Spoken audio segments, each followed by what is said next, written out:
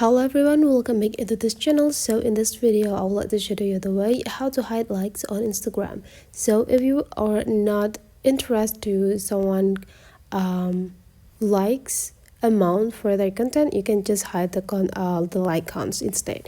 Go open your Instagram application and now you just need to take a look on this bottom section. There will be like 5 sections there. Go visit your profile, and after you visit your profile, you just need to take a look on the top right corner. There will be like 3 part right there, so you just need to go click these 3 straight lines right away.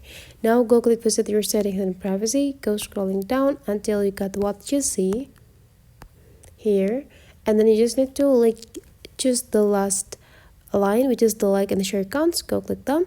If you want to hide the likes, just go turn on this button.